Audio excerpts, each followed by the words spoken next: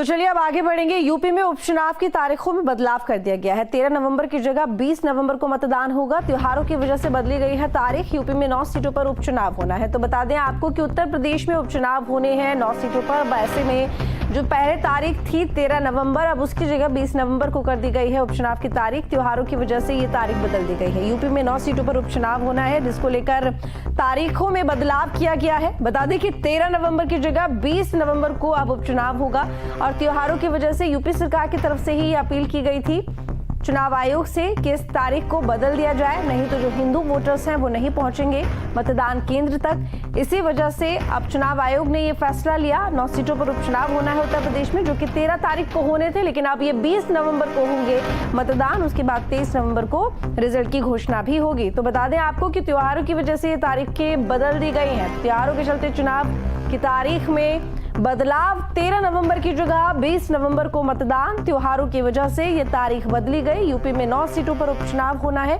जिसको लेकर अब तारीखों में बदलाव किया गया है। और ये भी बता दें कि 23 तारीख को परिणाम की घोषणा की जाएगी। यूपी सरकार की तरफ से ये अपील की गई थी निर्वाचन आयोग से कि जो तारीख है उसमें बदलाव कर दिया जाए, क्योंकि त्योहार है। ऐसे में स्नान की वजह से जो तमाम लोग हैं वो स्नान के लिए निकल जाएंगे। ऐसे में वोट प्रतिशत कम हो सकता है, जिस पर असर पड़ेगा। बता दें आपको कि निर्वाचन आयोग ने यह अब फैसला लिया है कि उत्तर प्रदेश में 9 सीटों पर जो उपचुनाव होने हैं वो 13 नवंबर की जगह 20 नवंबर को होंगे।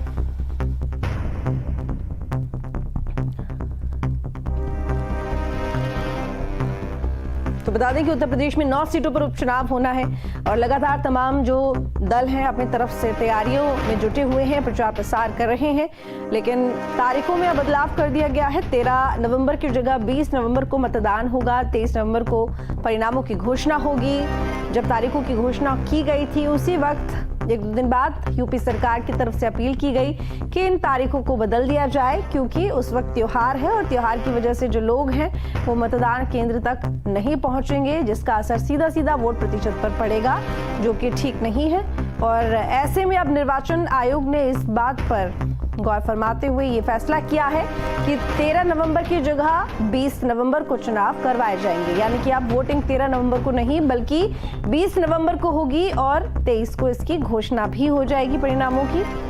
तो ये बड़ा फैसला लिया चुनाव आयोग ने और बदलाव किया गया चुनाव तारीखों में।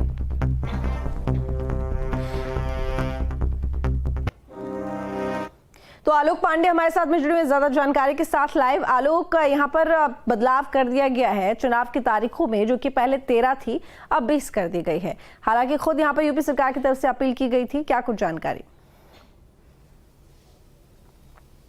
बिल्कुल, देखिए मैं एक चिट्ठी का जिक्र कर रहा हूँ। कपिल देव अग्रवाल जी हैं, राज्य मंत्री स्वतंत्र प्रभार।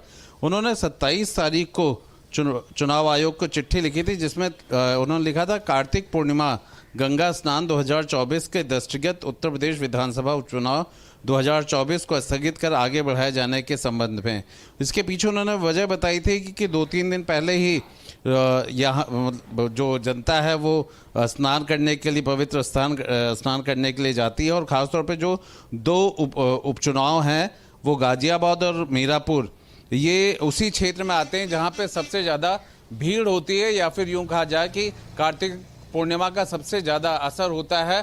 श्रद्धालु इधर से उधर आते जाते हैं और कहीं ना कहीं ये तारीख बाधा डाल रही थी। इन सब को लेकर के उन्होंने चिट्ठी लिखी थी और इस तरह की चिट्ठी को ध्यान में रखते हुए अगर यूं कहा जाए कि चुनाव आयोग ने नई तिथियां घोषित की हैं, उनमें से ज़रूर इस तरह की चिट्ठियों का भी असर है। 13 तारीख से अब 20 तारीख को चुनाव होगा और 23 तारीख को मतगणना होगी। और निश्चित तौर पर शुरू से ही लग रहा था कि हो सकता है कुछ तब्दीलियां आ जाए, क्योंकि इस तरीके की बात शुरुआत से ही चल रही थी। जी अब बिल्कुल, लेकिन देखिए चुनावों में बहुत ज्यादा वक्त नहीं है, तो डाइसी लग रहा था मामला कि तारीखों में फेरबदल होगा भी कि नहीं भी होगा, क्या होगा।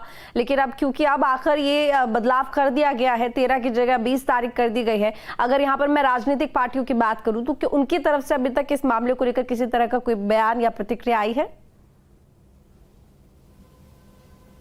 बिल्कुल, देखिए सबसे पहले तो बात जब निकली है 2 उपचुनाव को लेके 10 सीटों पे उपचुनाव होना था मिल्कीपुर। शुरुआत से ही अगर कहा जाए तो कहीं ना कहीं उपचुनाव में लेकर के कुछ ना कुछ संशय उठता रहा और 10 में से 9 ही 9 सीटों पर चुनाव हुआ।